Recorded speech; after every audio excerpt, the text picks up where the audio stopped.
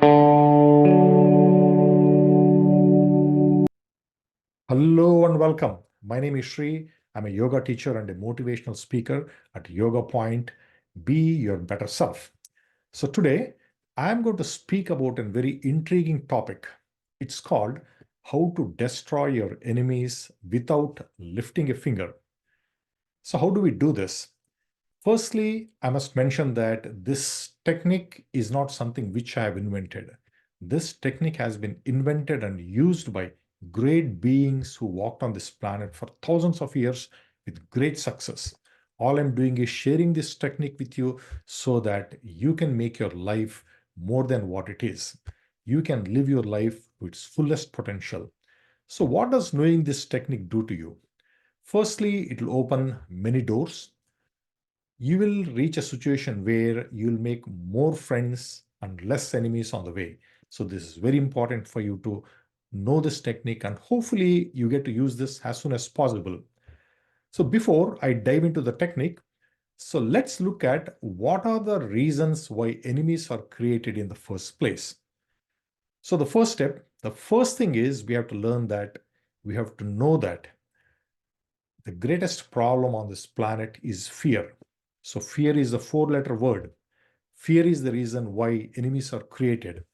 For example, if you look at the cycle of violence, first starts fear, fear starts hate, hate leads to violence, and it's an ongoing, endless process. So let's understand how to stop the fear. Once we understand that, automatically we can stop the enemies from happening. Now, fear, we all have fears in our daily life. Making this speech itself is fearful for many people. And to me, to a certain extent, we have fear of meeting people, fear of going places, fear of traveling, fear of living, fear of dying. So we have all kinds of fears. How do we transcend this fear? So before I dive into the aspect of how to conquer your fear, so let me start by telling you a nice story that I heard many years ago. This story, it's real by the way. It happens during the filming of the 1968 movie Planet of the Apes. So this movie requires several different ape species. For example, orangutans, gorillas, and chimpanzees. So you have human actors who put on the makeup, who put on all the paraphernalia, and they are doing the movie filming. At some point in the filming, lunch break arrives.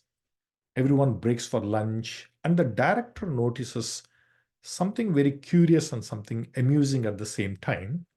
He notices that all the people dressed in the orangutan costume, they're sitting on one table.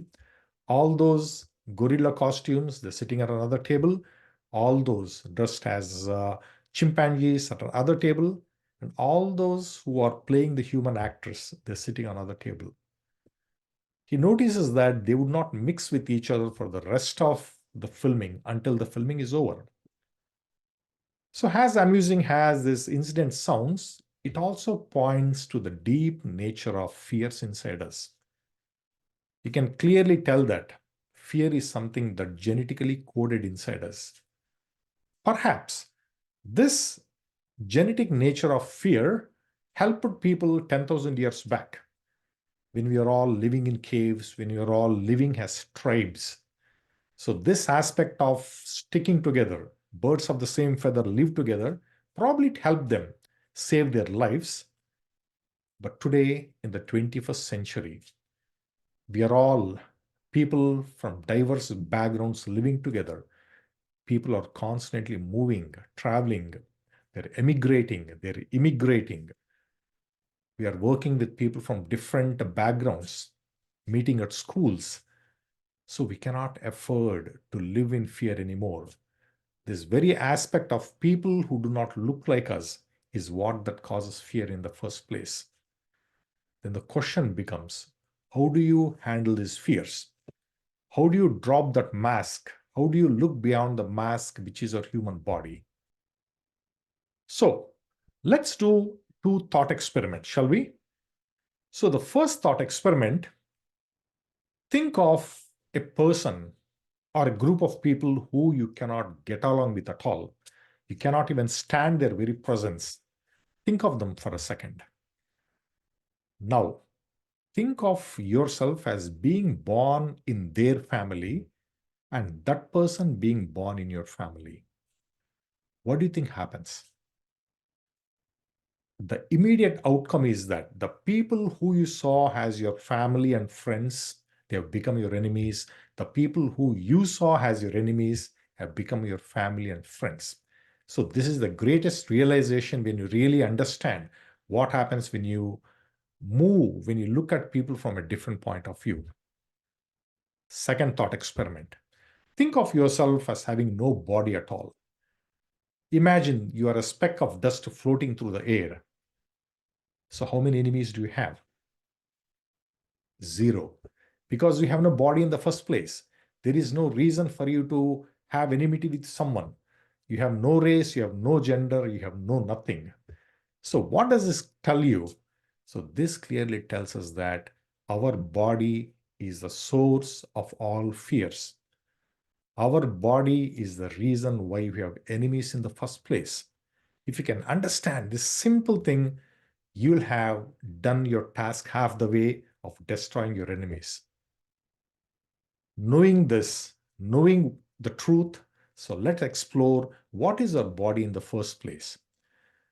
Once we get to understand that what a body is, what it does for us, it will help us to chip away that sense of enmity even a little bit more. Firstly, your body is essentially a shell, a vessel, or a container. Fact number one.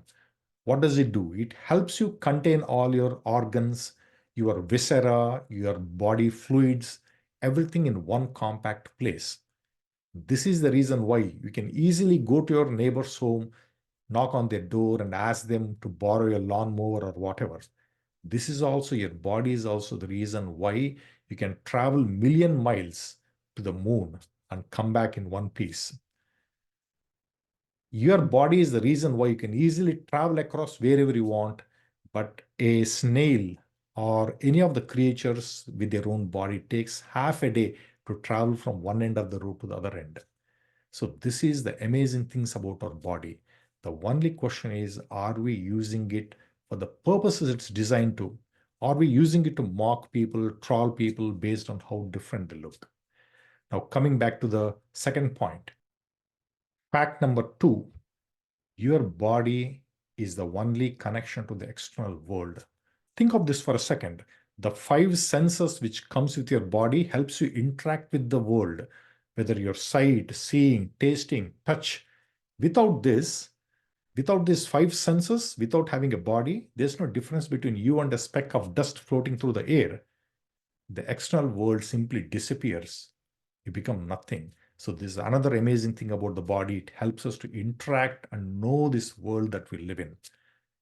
Fact number three, for the very first time when we open our eyes, we look at ourselves, then we decide this is my body, this is my race, my religion, my ethnicity, my faith, my nationality. Then unfortunately, we decide to go war with everyone. We end up making enemies simply because we have a body. We saw the body is meant to be used for different purposes, to do amazing things in the world for the duration it exists. Fact number four, your body comes with an expiry date. At some point, it collapses, its work is over, you no more have a body. You end up, you go back into where you came from.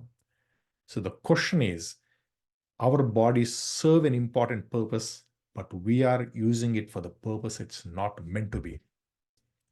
As long as you have a body, you'll always have enemies. As long as you use your bodies to a certain specific end, you'll always create enemies.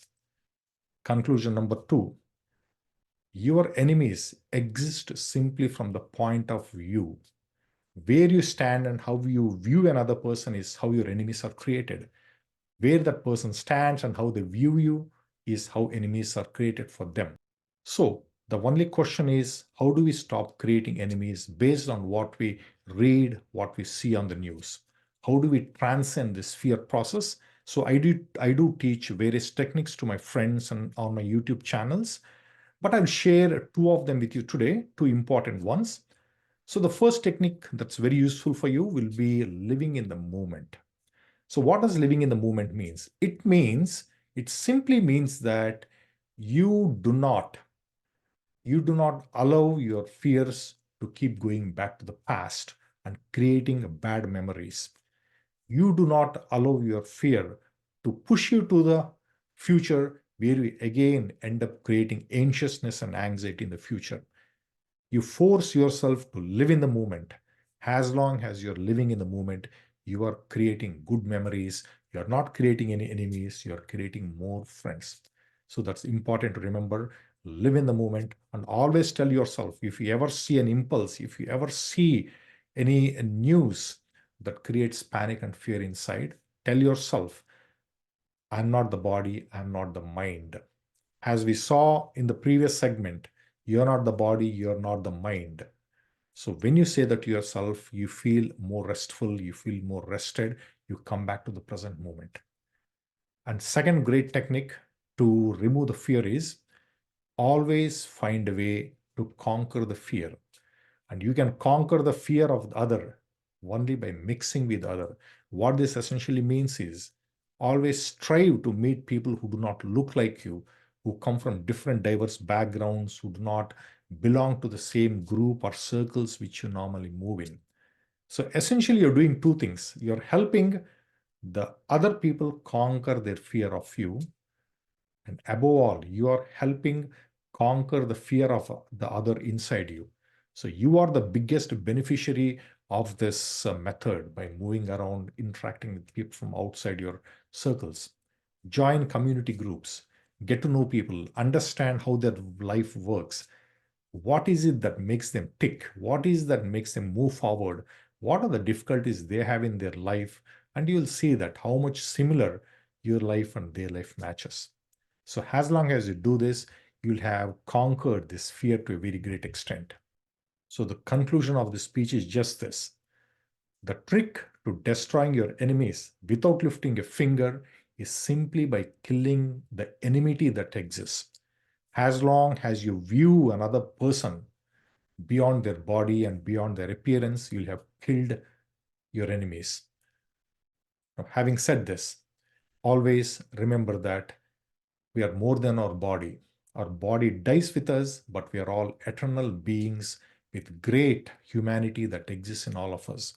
As long as you're looking at the humanity and not the body, you will go on to create more friends and destroy your enemies. So, once again, I thank you for being here today, and I hope you will share this message to each and every person. And if in times of need, you will bring this message onto you and you'll find peace and happiness that you're looking for.